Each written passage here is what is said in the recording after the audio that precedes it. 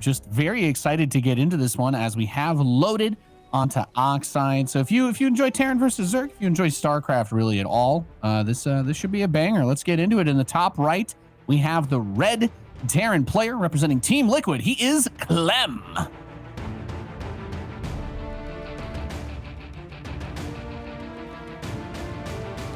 And down here in the bottom left-hand side of the map, we have the blue Zerg player from Team XCOM Uggo. He is Elazer.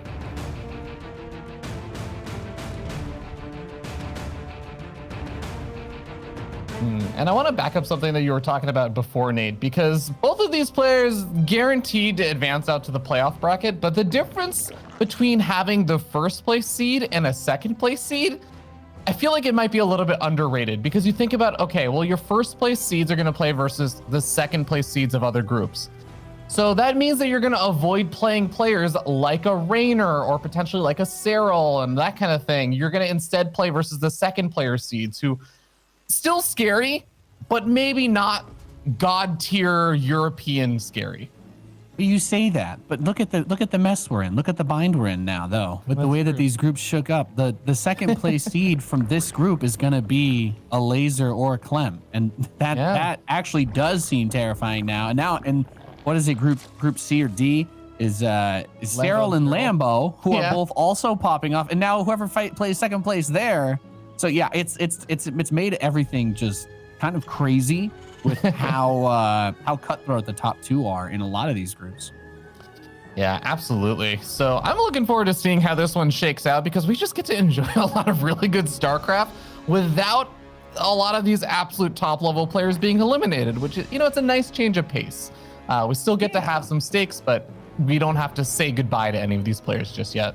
Yeah, you know me, Ruffy. I'm always in the mood for a steak, so that just brings a big old smile onto my face. So we're playing on Oxide, a map infamously known for that incredibly painful choke point in the natural that goes down into a valley where there's another 2 high ground sets on the outside. So I always like to point that one out, because more often than not, it turns into a huge push that comes out from the Terran player. Not really as much against Zerg, since Zerg players are usually able to get their third bases earlier, and that kind of forces the engagements to happen away from the natural. But this is one of those maps where you usually see the Terran try to use those cliffs, possibly those destructible rocks, as the high ground to set up for a push down into that low ground area. So there's a lot of different things that you can do. And Clem, he's doing this the greedy way. He's going for that really fast third command center off of 1 gas. This is basically the kill me build, but at this level of play, Clem with his Reaper and with his Scout, he knows what's going on. He's not necessarily worried that anything's coming at him, because as we can see with our God Vision Fear Dragon, nothing is coming his way. It's a standard ling speed, push the creep out, take that third base, and just get back into whatever it is that Elazer wants to go for in this matchup. As for Clem, not 100% sure what he'll do, but as that starport completes, I assume we'll find out. Probably research Stim, maybe a Banshee, maybe a Raven. There's a lot of options for Terran when you do 1-1-1 builds.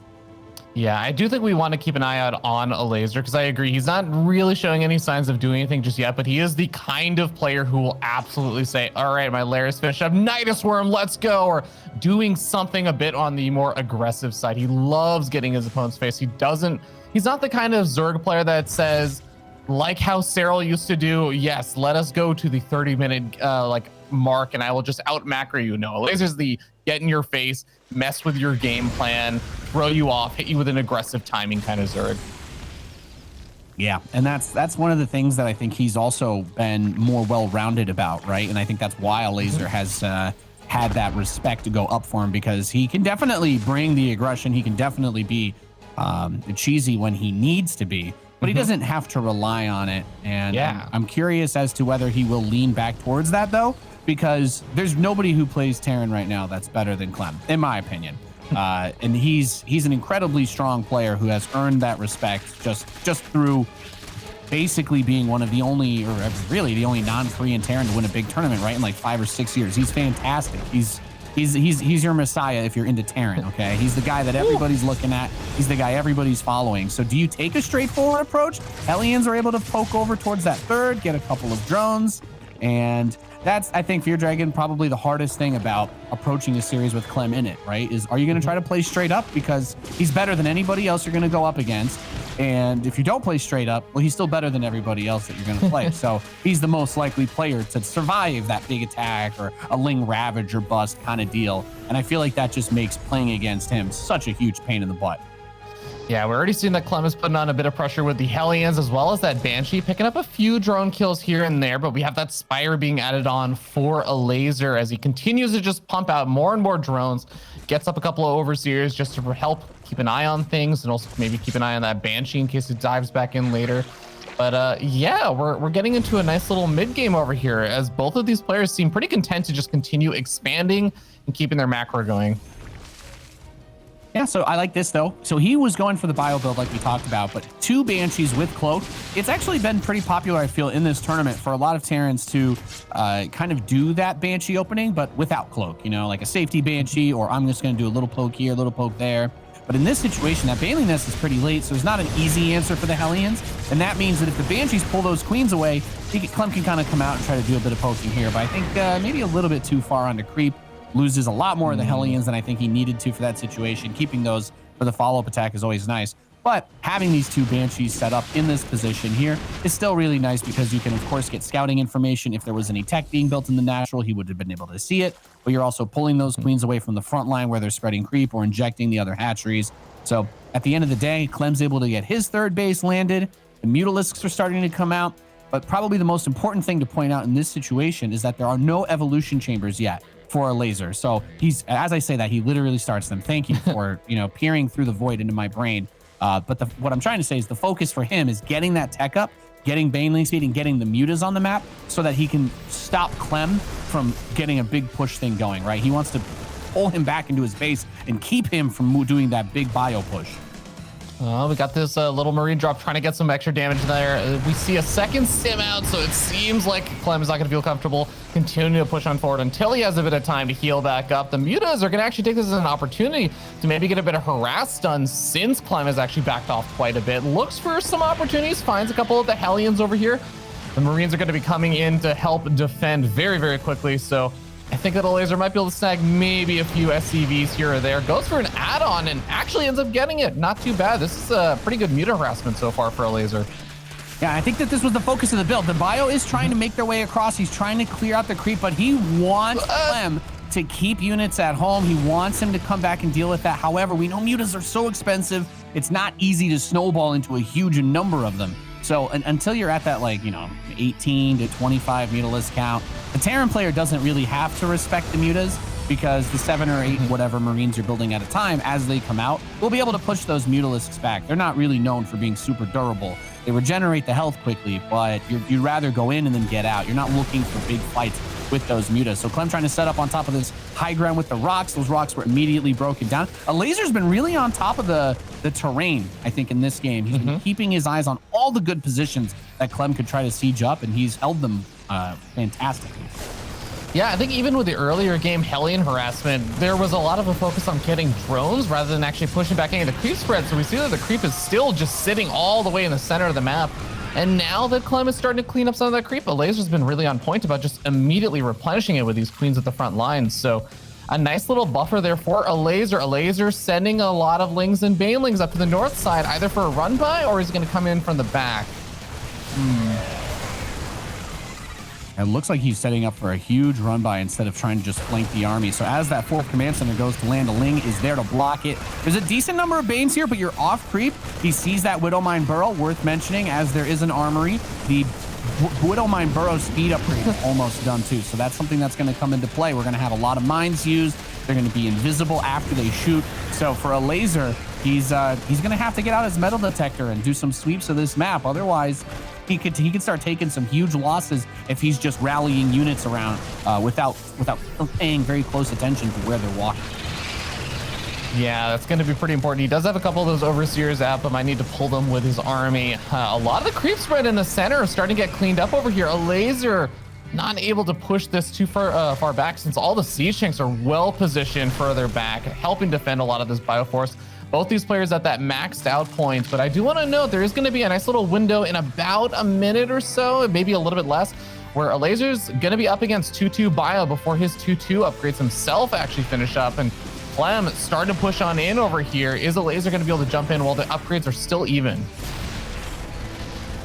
He's setting himself up for a big surround on this army, and some of these bio units are actually not fully healed. He's been pushing the limit on that stim a lot, so the sustain not necessarily there anymore. Banelings coming in from the east, south, and the west, all over this army. The siege tanks at the front holding on as best they can. He's actually a few more Banelings than regular Zerglings, it feels like, with this fight. He did not want to detonate those on the tank or the Thor, but the Banshees were actually able to keep the Queens from getting too close to this. And this is very weird, Fear Dragon, because I don't think that Elazer has done a terrible job of trying to stop this, but the army, there's not really any creep there either. So he can continue to push forward, and his ability to try and engage this is now significantly weaker than the first time. So the Lings are trying to pull the mine shots onto the bio. Clem unburrows the mine, lifts the army, and he's going to retreat. But he's got a lot of creep spread to catch up on after that. That was definitely a nice push for Clem, because he was able to use that opportunity to get his fourth base situated at that time.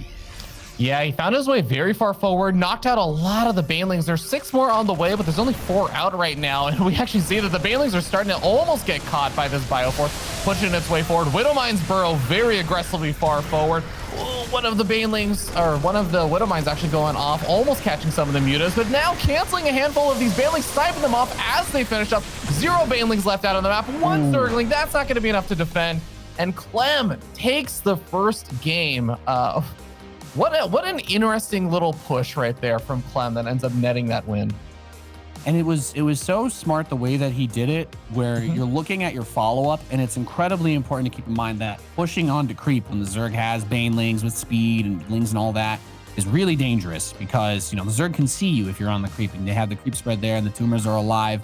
So you know that the positioning is something that will only last a little bit of time before they go for the flanks, before they try to get the surround or anything like that on you. And in that situation, having his follow-up push come as fast as it did, and having the Banshees go after the Queens during that fight, I can't overstate how important that is. The Overseers were up front, so the ability to try and get the creep spread back onto that high ground area, that opportunity never came for him, and it was very easy at that point for Clem to just move his army up because there's no creep. I mean, Zerg with that creep isn't scary. We have to keep in mind that the evolution chambers were very late in that game, so he needed the creep spread. He needed this big flank to win that fight because Clem's army was way better upgraded. Yeah, I think another really interesting thing that we were talking about before was Elazer went in for what looked to be like this really cool looking surround to try and hit Clem from a lot of different sides. Clem's army was already so spread out that those Banelings actually had a really hard time finding a lot of value, I would say, when he was chasing, like you were saying, also off of creep. So it was kind of like this massive line of siege tanks and bio with Widow Mines interspersed in over there. And Elazer comes in from a surround, but he's basically hitting like the center of the army, not even necessarily like hitting in for the back or anything like that, because it's so long of this like parade push in a sense. I felt like that engagement did not go exactly as well as Elazer was hoping for because of that. Yeah, like we were saying, the evolution chambers for Elazer started around the time that 1-1 was pretty much like close to past halfway done for Clem. So he was always going to be able to take the better straight up engagements with his army if he had the control there. Elazer needed that little bit of trickery. He needed that backstab opportunity. He needed that run by to do something more than just delay the command center from landing. And maybe we'll see him go for a more of a long-term strategy focused play there. I think I understand why he went for that build in game 1, because this guy is just, once he gets rolling, he is so hard to stop. As we are loaded into Romanticide, and in the bottom right, he is our Red Terran player, currently leading the series 1-0. He's Team Liquid's Clem.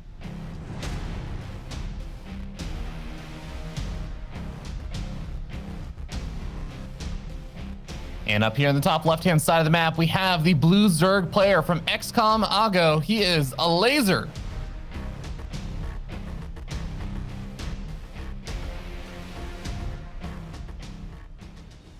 See Clem talking to himself right now.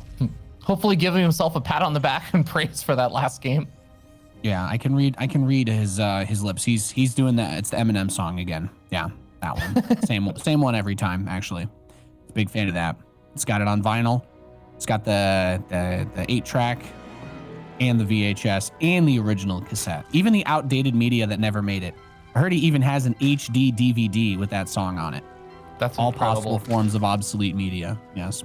The only thing he's missing is a Betamax disc, but you know what? He might even have that. Maybe his parents have it. I feel like Betamax is before Clem was born, actually. Might be. Let's be real. Is that before we were born? When was that? Was that that was the Betamax? cassette competitor, right? Was it? Oh shoot, hold on. Now, But you know what? The oh my quality God, hold on on. those This are is so low, too. It 1975. gives you Okay, that- yeah. If you put the modern 1975. tracks on it, it'll give you that nostalgic sound, right? You put the StarCraft 2 music on it, and then the loss is so bad that it just sounds like Brood War music, but it's actually better because of that, because it has that kind of like tinny sound to it, that heavier feeling. It's better because it's lower quality. It's more nostalgic. Yeah, I know exactly what you're talking about.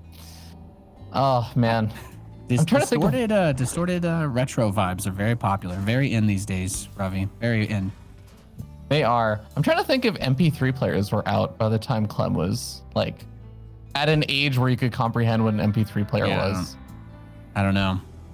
I feel like he may have been born into the iPod generation. There you have it. Never had to deal with that. The track skipping. You drive over the speed bump and CD skips. Tragedy. I mean, that's the real secret. I mean, I grew up in the mountains, so we actually couldn't listen to music because of that, because it would just constantly just get reset, right? Oh, worst feeling that sounds miserable. And you know, frankly, that's the reason why you couldn't focus on your StarCraft play and why we're not as good as Clem. That's why it took me so long. It took me to the ripe age of 19 to do StarCraft memes. I wasn't able to go pro at the age of 10 because I couldn't listen to that soundtrack. Exactly. It's tough. It's the same build from Clem as far as the opening goes here. 3 CC, 1 gas, reactor Hellion. Except now, instead of that starport, it's actually a quick second barrack. So right at the time where he would have made that same move, he's instead focusing on getting his bio set up a little bit earlier. So maybe he's got something interesting in store. Maybe he just wants to get to the bio phase faster. Or possibly we'll see an armory and this is some sort of like combat shield or just stim rush with Hellbats and maybe not as much of a focus on getting the medevacs out. We'll see. There's a couple different ways that he can take it. Elazer has the third going and he's getting his Ling speed up, but we're not seeing that commitment to some sort of early attack. There's no super fast lair, at least not yet. And he's just pumping out queens and getting some Lings ready as the speed completes. Yeah, usually when you're seeing this kind of Terran player who's going for this difference with the extra barracks a little bit faster and not going into, like, say, the Banshees like that last game, when is the moment that Zerg player can probably identify something like that? Since I imagine their Lings are not exactly doing a lot of scouting on the other side of the map with the Hellions at the front, right? Yeah, it is a little bit tricky. I love all the weird shots you can try to do on the creep tumors now ever since they made them light, because Hellions just kill them so much faster than they used to. So to try eating a little bit of damage to try and poke those queens just to hit them is not bad either. I like this. Trying to send the Reaper around. You're not expecting to kill anything with this, but if it were to get in the main and if it were to see anything, then that's like a huge win, right? If he sees that it's a lair and that there's no Baneling Nest, there's no Roach Warren, there's no evolution chambers yet, that's going to set off some alarm bells. And in the last game, it was a kind of quick spire, right? And he got the Baneling Nest a little bit later. He is starting it now. So he wanted to try to have the Mutalisks, I think, to stop Clem from pushing him. He wanted to create a little space, buy himself some time, get some harass done, and try to stabilize and then avoid that early big Terran push. Because for a lot of bio players, if you're not looking to play that super long stretched out game where you need ghosts and liberators and Thors and all that, you're looking at that 2-2. You're looking at that saturated 3 base move out while you try to take that 4th, because that's going to be your best opportunity to strike Zerg before the hive is done. And at that point, if you're just doing your micro well, you're doing your splits correctly, there's a lot that can go right. So let's see if Elazer, his lair is done. It's straight into Baneling Speed Fear Dragon. So not quite the Spire Rush from before. And he starts his evolution chambers a lot faster too. Just a few hit points short of taking out those rocks. That's always a nice little boon when you can get it. But Queen's doing some nice macro over here with the transfuses, keeping alive against that Marine DPS. And Clem is forced to back up. Backs up, still in range of a lot of those Zerglings, so ends up having to retreat up maybe to the high ground if he wants to regenerate some of those hit points. But he's going to find a little opportunity to just land over here right outside the range of creep. continue to just kind of poke and pressure, force out a little bit of a reaction over here from Elazer, but there's no backup or anything coming immediately for this. Clem is just looking to see if he can deny a few banelings, get some creep, just kind of do a little bit of damage here.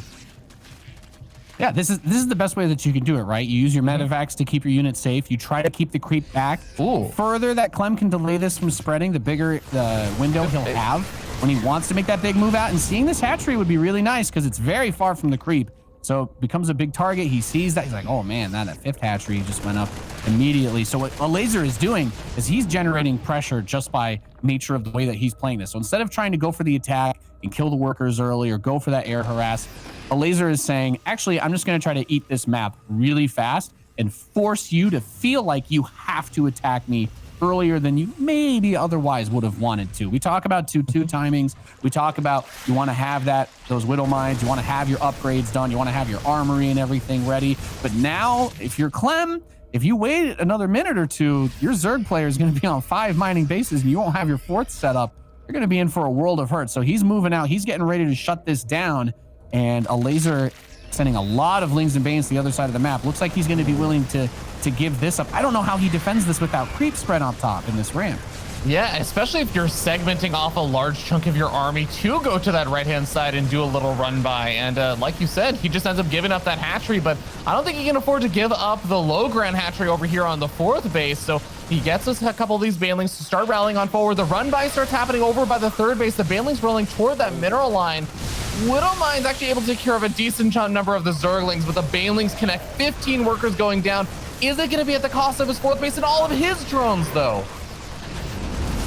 Yeah, that was a very, very tough trade to take. I mean, there's a couple of things that are important to keep in mind. The hatchery getting killed hurts. This base, he still really needs to defend this. But killing 23 SCVs, you know, that worker loss is not as big of a deal for Terran, right? He still has the mules. He still has the economy. Yeah. So Elazer, he got in and did some damage, but